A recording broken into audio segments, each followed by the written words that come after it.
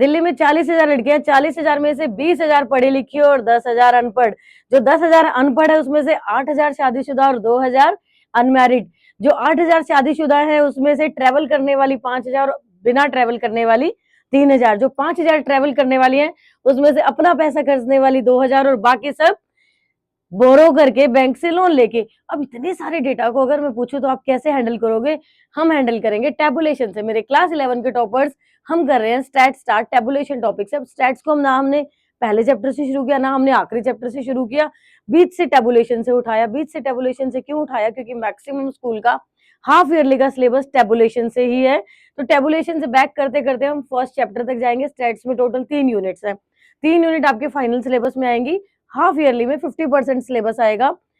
अगले 5 क्लासेस में टोटल हमारा टारगेट रहेगा कि स्टैट्स का सिलेबस कंप्लीट कर लें।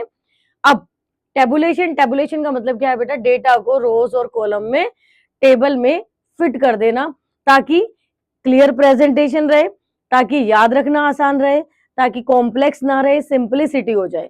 ठीक है। अब क्या इतना सा ये पेपर में? नहीं बेटा, आपके पेपर में है टेबल के कंटेंट क्या होते हैं, टेबल के पार्ट्स क्या हैं, टेबल में रोज हेडिंग को क्या कहते हैं, कॉलम हेडिंग को क्या कहते हैं, फुट नोट क्या होता है, हेड नोट क्या होता है, टाइटल क्या होता है, बॉडी ऑफ द टेबल क्या होता है, कॉम्प्लेक्स टेबल क्या है, सिंपल टेबल क्या है, और भी कुछ टॉपिक्स जल्दी से शुरू करते हैं। तो tabulation from messy numbers meaningful information. जैसे कि मैंने कहा कि दिल्ली में इतनी लड़कियां हैं, तो मैसी नंबर्स कंफ्यूजिंग। यहां से हम कहाँ आ गए? मीनिंगफुल इंफॉर्मेशन पे। जो मैंने इतनी सारी डिटेल स्टार्टिंग में दिल्ली की गर्ल्स की बताई थी, दैट इज रो डेटा, और उस रो डेटा को हम आ गए क्लियर टेबल पर। क्लियर है? और इसके साथ साथ आप सीखेंगे रो इंफॉर्मेशन, जैसे दिल्ली 32,000, मुंबई 1200, बेंगलोर 400, मेल 3:2, प्लान 3:1:2। तो यहाँ हमने टेबल जब बनाई, हमने हेडिंग डाल दी city, members, male female, aerobics, Zumba, yoga. ऐसे करके हमने टेबल के पार्ट्स और सब पार्ट्स बना दिए। इसके बाद आप देखेंगे बेटा, इंफॉर्मेशन जब भी हम कलेक्ट करते हैं तो इंफॉर्मेशन को हम 3 वेज में प्रेजेंट कर सकते हैं। डेटा को टेक्सटुअल डेटा, टेक्स्ट में, जैसे अभी मैंने आपको एक सेंटेंस दिखाया था। टेबुलर डेटा, टेबल में बना के, जिसमें रोज होंगी एंड कॉलम्स होंगे। रोज क्या होती है बेटा? ये स्लीपिंग लाइंस। और कॉलम्स क्या होते हैं? ये स्टैंडिंग लाइंस, जिन्हें आप वर्टिकल लाइंस कहते हो। फिर इसके बाद ग्राफिकल फॉर्म। ग्राफिकल में आप हिस्टोग्राम बना सकते हो, बार डायग्राम बना सकते हो, पाई डायग्राम बना सकते हो, और ग्राफ बना सकते हो, टाइम ग्राफ जिसे आप कह सकते हो। और इसके साथ आपका आ गया बच्चा, tabulation is the systematic arrangement of numerical information into rose and columns. 1 number की अगर टेबुलेशन की डेफिनेशन आती है तो ये बिल्कुल करेक्ट है। टेबुलेशन कैसे हेल्प करती है? डेटा को सिंप्लीफाई करने में, डेटा को कंपेयर करने में, और एनालाइज करने में। Simplify, compare and analyse. इसके बाद आप आगे देखेंगे, ये है आपका why do we tabulate data. क्यों हम डेटा को टेबुलेट करते हैं, क्यों हमें टेबल बनाने की जरूरत पड़ती है? नंबर 1, डेटा सिंप्लीफाई हो जाए, कम स्पेस में प्रेजेंट हो जाए, कंपैरिजन आसान हो जाए, जो अभी बताया था। Aid statistical analysis, statistical analysis में हेल्पफुल, जैसे कि 30% girls are married and 50% are means no 50% are not unmarried. We are not categorizing like this, it's okay.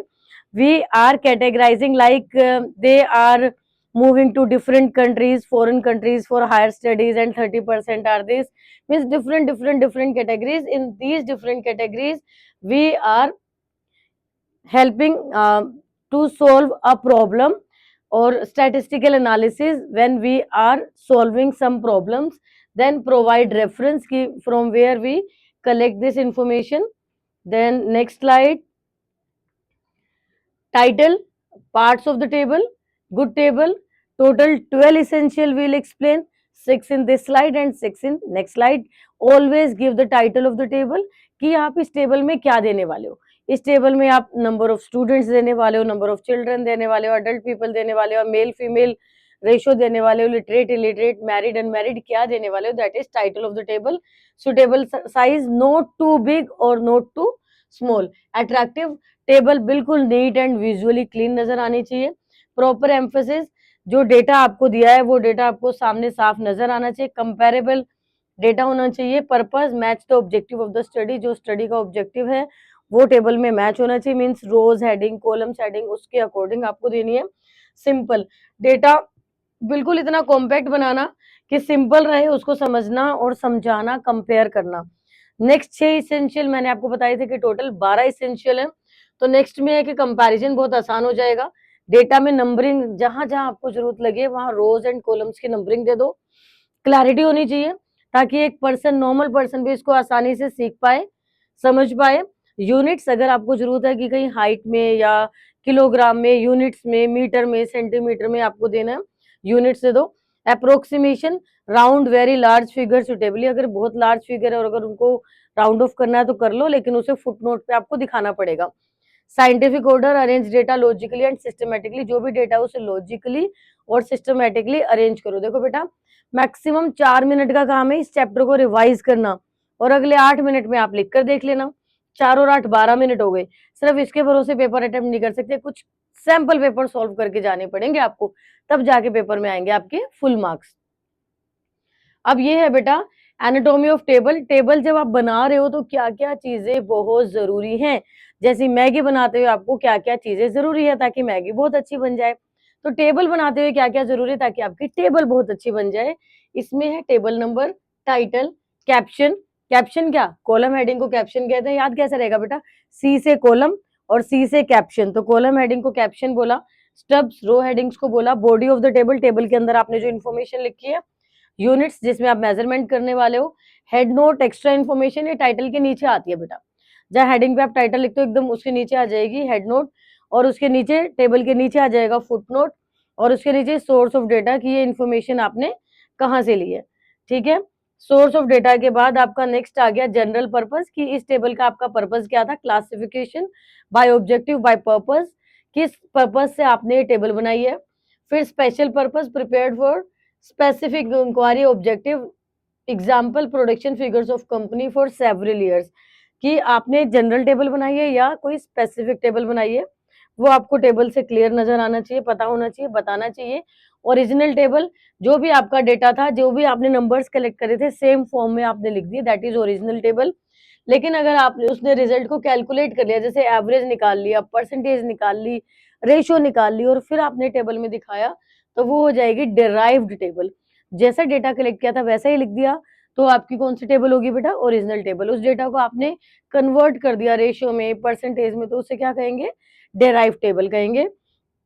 और डेराइव टेबल करने के बाद हमने देखा classification bye extent of coverage. जब बिल्कुल सिंपल टेबल बनती है, जैसे इधर नंबर ऑफ गर्ल्स और इधर number of dresses they have, that is simple table. Two way, two related characteristics जिसमें हम गर्ल्स एंड बॉयज दिखा रहे हैं। तीसरी three way, three related characteristics, and then manifold, 3 से ज्यादा जब आते हैं तो हम उसे 4 5 6 में नहीं बांटते, उसे हम मैनीफोल्ड कह देते हैं। क्लियर, तो 1 2 3 और मोर, इसके साथ हमने किया। लास्ट 2 मिनट में आपका चैप्टर कंप्लीट होने वाला है बेटा। ये है आपका मेरिट्स ऑफ टेबुलेशन। आपने जो टेबल बना ली इसके फायदे क्या हैं, क्यों पढ़ रहे हैं हम, ये चैप्टर क्या काम आने वाला है, ये काम आने वाला है। सिंप्लीफाइज डेटा, बड़ी बड़ी इंफॉर्मेशन मैनेजेबल बन जाती है, कंपैरिजन आसान हो जाता है, इंटरप्रिटेशन बहुत आसान है, कंक्लूजन आप आसानी से निकाल सकते हो, टाइम स्पेस और एफर्ट सेव होती है, आसानी से समझ सकते हो, आसानी से प्रेजेंट कर सकते हो, और रेफरेंस फ्यूचर यूज के लिए बहुत यूजफुल है। अगर आप पुराना कोई डेटा को देखना चाहो तो बड़े बड़े पैराग्राफ पढ़ने की बजाय सिर्फ टेबल देख लो। ये आपके लिए एक एक्टिविटी है अच्छी सी। Build the table, school survey, record student by city, gender and workout plan, identify characteristics involved, decide whether it is simple or complex table, choose suitable row and column heading, add title unit where required, explain which figure should be placed close together for comparison। तो इस तरह का कोई भी question आपके paper में आ सकता है, या फिर टेबल देके हम उसको फ्लो चार्ट में एक्सप्लेन करने के लिए पूछ सकते हैं, फ्लो चार्ट देके हम उसको टेबल में एक्सप्लेन करने के लिए पूछ सकते हैं, या एक टेबल देके हम पूछ सकते हैं इसमें टाइटल कौन सा है, स्टब्स कौन सा है, कैप्शन कौन सी है, हेड नोट कहाँ है, फुट नोट कहाँ है। किसी भी तरीके से आपसे क्वेश्चन पूछा जा सकता है। और यहाँ हमने आपके लिए एक क्विज दे दी है, स्क्रीनशॉट ले लो और आंसर देने की कोशिश करना। आंसर आप कमेंट में भेजना और हम रिप्लाई जरूर करेंगे। मिलते हैं अगली क्लास में अगले टॉपिक के साथ।